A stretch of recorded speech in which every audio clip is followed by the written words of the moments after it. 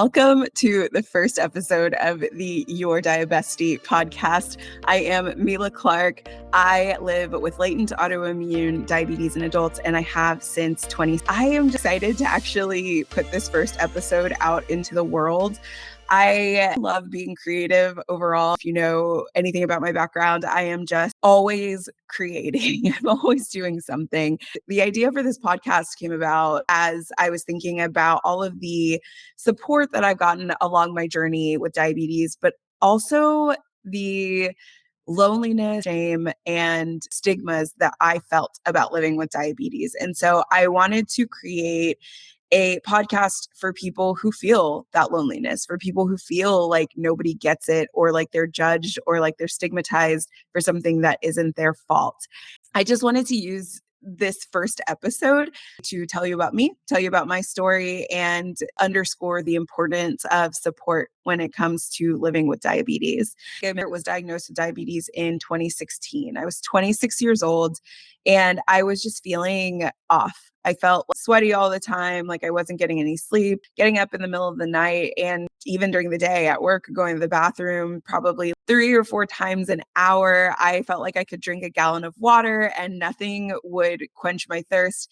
I was losing weight rapidly, and at the time I was overweight. I kind of thought of it as a good thing, and so did my doctors. But I eventually just got sick and tired of feeling sick and tired. And when I went to my doctor, they tested my blood sugar and my A1C. My blood sugars were at 323 milligrams per deciliter, which is super high. My A1C was over 11%. At 26 years old, that's pretty alarming. I was diagnosed with type 2 diabetes. So we'll talk a little bit about my misdiagnosis. I thought like diabetes is an old person's disease. Like, what did I do? How do I have this? That sentiment was also echoed by my healthcare provider. You're 26 years old. Why is this happening with you? You should not be in this place. You should not be in this condition. Like, you need to work harder to gain better health. My doctor didn't know. I was already exercising for 2 hours a day.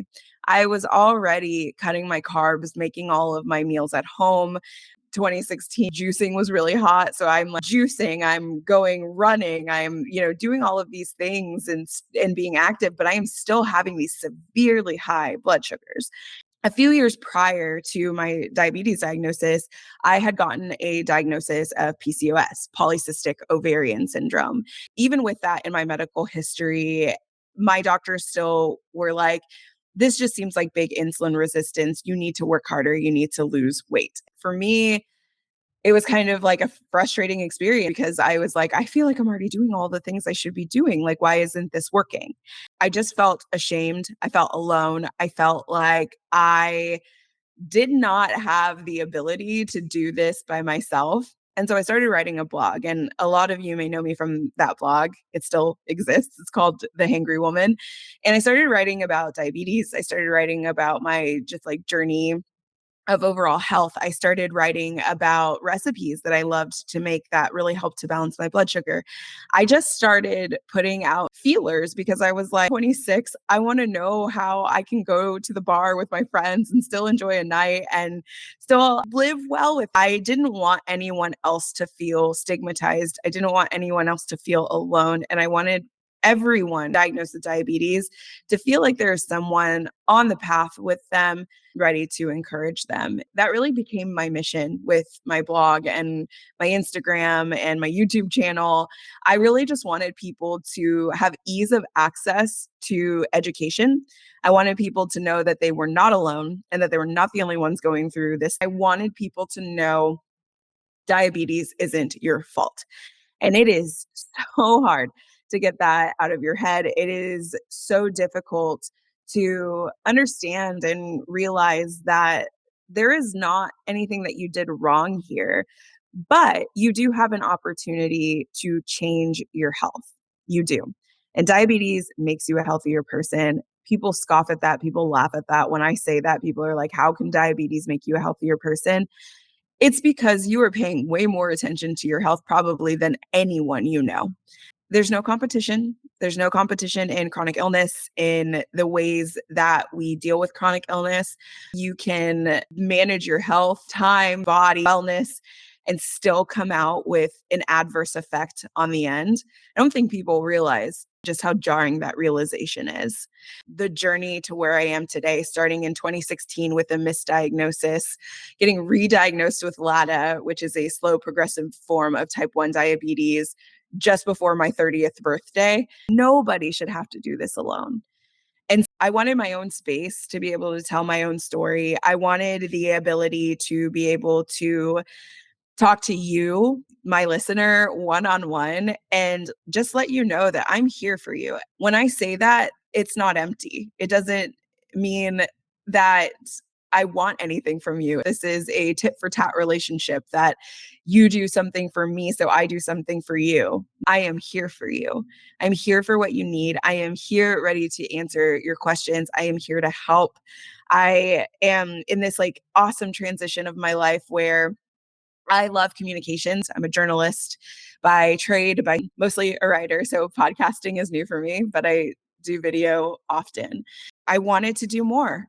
I the ways that I was treated in the healthcare system to happen to anyone else. I didn't want that to be somebody's starting point, somebody's story. And I wanted people with diabetes to always know that they have somebody with them, that someone's got their back, and that person is me. And I will have your back to the end. And just believe it when I say it. You know, my ultimate goal is to ensure that people with diabetes have the tools, the resources, and the accountability to be able to live our best lives with diabetes. All that I can do to make that a reality is to keep sharing, encouraging people, and to keep letting people know that I am here for them. So that's why I started this podcast. That is why I decided that I wanted to be here.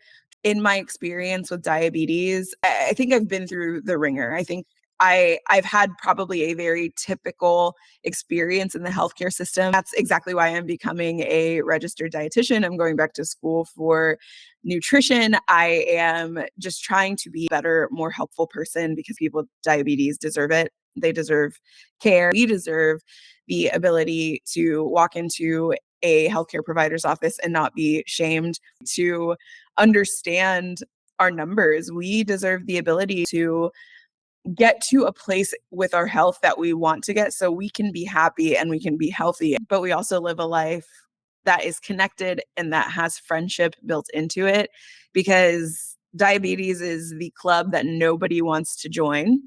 But once you're in the club, you kind of realize that there's value in all of the people that you will meet and all of the people who have your back.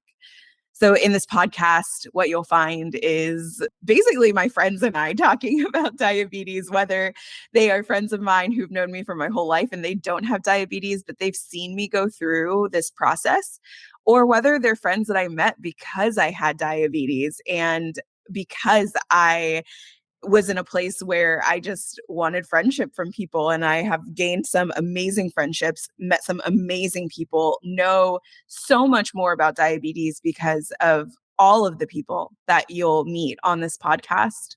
I think something that is also really, really important to me here is that we talk authentically and openly about diabetes. So we're going to talk about embarrassing stuff or stuff that feels off limits. We're going to talk about sex. We're going to talk about what it's like when you get sick with diabetes and you're throwing up and you are just icky. We're going to talk about the hard stuff. We're going to talk about the good stuff. And nothing is off limits here. So I know that this episode is short. I know that it's just an intro. I just wanted to give you a little bit more background about what this podcast would be like. And I also just wanted you to know that someone is here for you. Someone has your back, and it's me. I've got your back, and you've got this. Love, your Diabestie.